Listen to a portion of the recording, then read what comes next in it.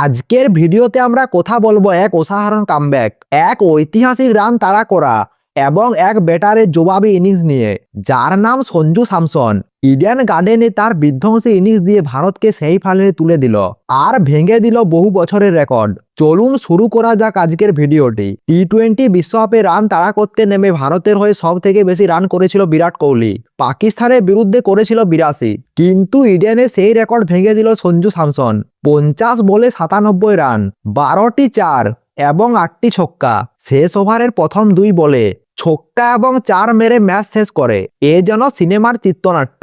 প্রতিপক্ষ West Indies cricket team টসে জিতে প্রথমে বল করার সিদ্ধান্ত নেয় অধিনায়ক সূর্যকুমার যাদব। পাওয়ার প্লেতে সাবধানে শুরু করেছিল ওয়েস্ট ইন্ডিজ। ওপেনিং জুটিতে 68 রান, কিন্তু মাঝের ওভারে বুমরা ম্যাচ ঘুরিয়ে দেন। তিনি আউট করেন হেডমারকে। তবে শেষ দিকে জেসন হোল্ডারের ঝড়ে রান পৌঁছায় 195।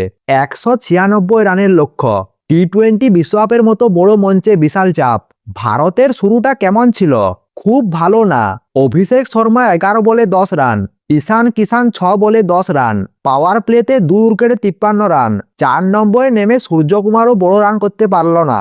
চাপ বাড়ছিল, কিন্তু এক প্রান্তে দাঁড়িয়েছিলেন সঞ্জু। মনে হচ্ছিল বাকিরা এক পিচে খেলছে আর সঞ্জু অন্য পিচে। 26 বলে হাফ সেঞ্চুরি। কোনো বাড়তি উল্লাস নয়, এই দৃশ্যটাই বোঝাচ্ছিল আজ তিনি ম্যাচ শেষ করে ফিরবেন। তিলক বর্মার সঙ্গে গুরুত্বপূর্ণ জুটি গড়েন সঞ্জু। শেষ 6 ওভারে দরকার 60 রান, কিন্তু সঞ্জুর মুখে কোনো চাপ নেই। বড় শট, স্মার্ট রানিং, একটি ক্লিনিক্যাল ইনিংস। কারণ কয়েকদিন আগে মনে হচ্ছিল হয়তো বিশ্বকাপ শেষ করবে বেঞ্চে বসেই। অধিনায়কের মন্তব্য নিয়েও আলোচনা ছিল, কিন্তু সঞ্জু উত্তর দিল তার ব্যাট দিয়ে। সব থেকে গুরুত্বপূর্ণ ম্যাচকে বানালেন নিজের মঞ্চ।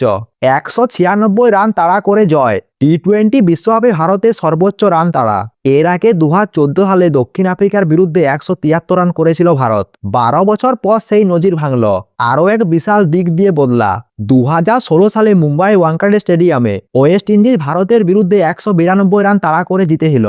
ইডেনে সেই হিসেবও মিটিয়ে দিল ভারত। কিন্তু সবকিছু এত নিখুঁত ছিল না। স্পিনারদের বোলিং নিয়ে প্রশ্ন, ফিল্ডারদের একাধিক সহজ ক্যাচ মিস।